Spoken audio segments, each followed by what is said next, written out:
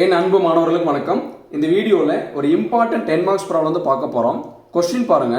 Prove that sin inverse x minus sin inverse y equal to sin inverse of x into root of 1 minus y square minus y into root of 1 minus x ஸ்கொயர்னு கொடுத்துருக்காங்க சாமி.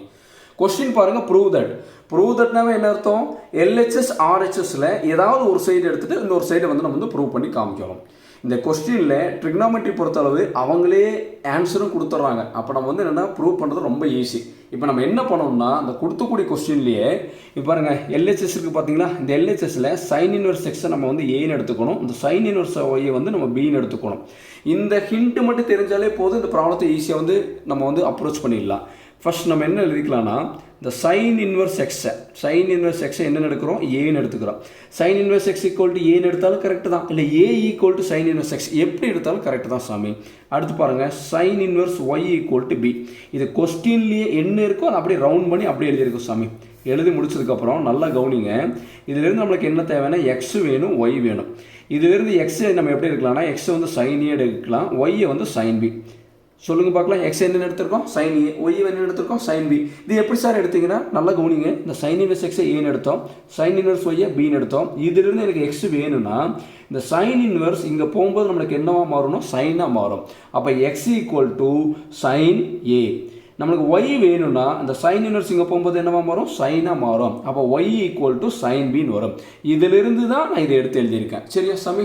இப்போ என்ன பண்ணலான்னு பாருங்கள். இப்போ RHS எடுத்துக்கலாங்களா? Right hand சைடில் என்ன இருக்குது பாருங்கள். Sine inverse of x into root of 1 minus y square minus y into root of 1 minus x ஸ்கொயர்னு இருக்குது. இது ஆர்ஹெச்எஸ் எடுத்திருக்கேன். இப்போ ஆர்ஹெச்எஸ் எடுத்துகிட்டு இங்கே பாருங்கள் சைன் இன்வெர்ஸுக்கு சைன் இன்வெர்ஸ் அப்படியே கொடுத்துருங்க. இப்போ என்ன பண்ணோம்னா இதில் எங்கெல்லாம் எக்ஸ் இருக்கோ அங்கெல்லாம் நம்ம சைன் ஏ கொடுக்கணும், ஒய் இருக்கிற இடத்துல எல்லாமே சைன் பி கொடுக்கணும். எக்ஸ் இருந்தால் சைன் ஏ, ஒய் இருந்தால் சைன் பி. எக்ஸ் ஸ்கொயர்னா சைன் ஸ்கொயர் ஏ, ஒய் ஸ்கொயர்னா சைன் ஸ்கொயர் பி. இவ்வளோ தான் சார் நம்ம கொடுக்க போகிறோம். இங்கே பாருங்கள் இந்த இடத்துல என்ன இருக்குது? எக்ஸ் இருக்குங்களா? அப்போ எக்ஸுக்கு பதிலாக நம்ம சைன் ஏன்னு கொடுக்க போகிறோம். சைன் ஏ. இந்த ஸ்கொயர் ரூட் அப்போ ஒன்றுமே பண்ண வேண்டாம், ரூட் அப்படியே வச்சுங்க. 1 மைனஸ் ஒய் ஸ்கொயர். ஒய்க்கு பதில் என்ன கொடுக்கலாம்? சைன் பின்னு கொடுக்கலாம். ஒய் ஸ்கொயர்னா சைன் ஸ்கொயர் பி. அடுத்து மைனஸ் இந்த ஒய்க்கு பதில் என்ன கொடுக்கலான்னு பாருங்கள். ஒய்க்கு பதிலாக சைன் பி. ஒய்க்கு பதிலாக sine B root of 1 minus x square.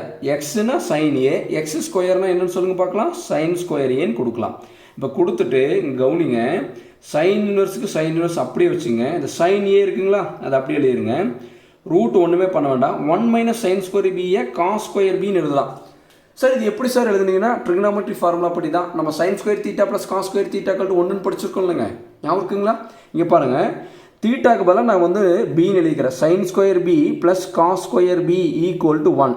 அதாவது sine square theta plus cos square theta கல்ட்டு 1ன்னு படிச்சிருக்கோம். தீட்டாக்கு பதிலாக இங்கே பின்னு எழுதியிருக்கேன். இப்போ பாருங்கள் நல்லா கவனிங்க. இந்த ப்ளஸ் சைன் ஸ்கொயர் பி இந்த சைடு கொண்டு போனால் நம்மளுக்கு என்னவா மாறும்? லெஃப்ட் ஹேண்ட் சைடில் காஸ் ஸ்கொயர் பி அப்படியே இருக்கும். இந்த காஸ் ஸ்கொயர் பி அப்படியே இருக்கும் 1. இந்த plus sine square b right hand side போகும்போது நம்மளுக்கு என்னவா மாறும்? மைனஸ் சைன் ஸ்கொயர் பின்னு மாறும். கரெக்டுங்களா? இப்போ வந்து 1 மைனஸ் சைன் ஸ்கொயர் பிக்கு பதிலாக நம்ம காஸ் ஸ்கொயர் பின்னு கொடுக்கலாங்களா? இதுதான் எழுதியிருக்கேன். 1 மைனஸ் சைன் ஸ்கொயர் பிக்கு பதிலாக காஸ் ஸ்கொயர் பின்னு எழுதியிருக்கேன் சாமி. இந்த மைனஸ் சைன் பி அப்படியே எழுதிங்க பார்க்கலாம். இந்த ரூட் ஒன்றுமே பண்ணாதீங்க. 1 மைனஸ் சைன் ஸ்கொயர் ஏவை நம்ம என்னென்னு எழுதலாம்? காஸ் ஸ்கொயர் ஏன்னு எழுதலாம். 1 மைனஸ் சைன் ஸ்கொயர் ஏ என்னென்னு எழுதலாம்? காஸ் ஸ்கொயர் ஏ.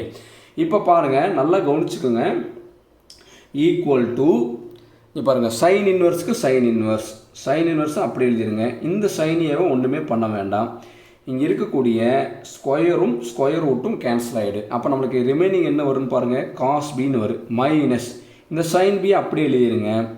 இங்கே இருக்கக்கூடிய ஸ்கொயரும் ஸ்கொயர் ரூட்டும் கேன்சல் ஆனால் நம்மளுக்கு என்ன வரும்? காஸ் ஏன்னு வரும். புரியுதுங்களா?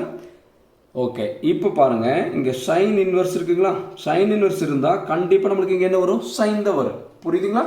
சைன் இன்வெர்ஸ் இருந்தால் சைன் தான் வரும். இங்கே பாருங்கள் அந்த ப்ராக்கெட்டுக்குள்ளே ஏ மைனஸ் பின்னு எழுத போகிறோம். ப்ராக்கெட்டுக்குள்ளே ஏ மைனஸ் பி. இது sine of A minus B formula, அதனால் அப்படி எழுதியிருக்கேன். தெரியலனா சைன் இன்வெர்ஸ் இருந்தால் சைன் தான் வரும்.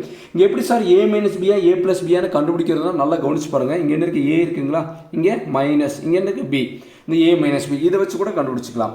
அதாவது நல்லா கவனிச்சாமி. Sine of A minus B formula நம்ம என்னென்னு படிச்சிருக்கோம்? Sine of A minus B equal to sine A cos B minus cos A sine பின்னு படிச்சிருக்கோம். ஞாபகம் இருக்குங்களா? இதுதான் சைன் ஆஃப் ஏ மைனஸ் பியோட ஃபார்முலா. இதைத்தான் நான் எழுதியிருக்கேன். இங்கே பாருங்கள், sine of A minus B equal to படிச்சு பாருங்கள் sine A cos B minus cos A sine B. இது இடம் மாதிரி இருந்தால் தப்பு கிடையாது. புரியுதுங்களா? இந்த sine of A minus B தான் sine A cos B minus cos A sine B. அதனால தான் சம் இங்கே sine of A minus B எழுதியிருக்கோம். புரியுதுங்களா? தெரியலையா? சைன் இன்வெர்ஸ் வந்து சைன் எழுதிருங்க. இங்கே ஏ மைனஸ் பி எழுதிட்டு இங்கே sine of A minus B மேலே என்ன ஃபார்முலா இருக்கோ அப்படியே தூக்கி எழுதிருங்க. அப்போ sine of A minus B formula வந்துடும். இப்போ ப்ராப்பர்ட்டி படி சைன் இன்வெர்ஸும் சைன் நம்மளுக்கு என்ன ஆகிடும்? கேன்சல் ஆகிடும். அப்போ ரிமைனிங் இருக்கிறது ஏ மைனஸ் பி. ரிமைனிங் இருக்குது என்னன்னு சொல்லுங்க பார்க்கலாம். ஏ மைனஸ் பி. இப்போது ஏக்கு பதிலாக நம்ம என்ன கொடுக்கலான்னு பாருங்கள். ஏக்கு பதிலாக சைன் இன்வெர்ஸ் எக்ஸ்ன்னு கொடுக்கலாம். ஏ இருக்கிற இடத்துல சைன் இன்வெர்ஸ் எக்ஸ் மைனஸ் பிக்கு பதிலாக என்ன கொடுக்கலான்னு பாருங்கள். பிக்கு பதிலாக சைன் இன்வெர்ஸ் ஒய். அப்போது நம்ம ரைட் ஹேண்ட் சைடு எடுத்துகிட்டு இப்போ வந்து நம்ம லெஃப்ட் ஹேண்ட் சைடு வந்து ப்ரூவ் பண்ணிட்டோம். சமயம் புரியுதுங்களா?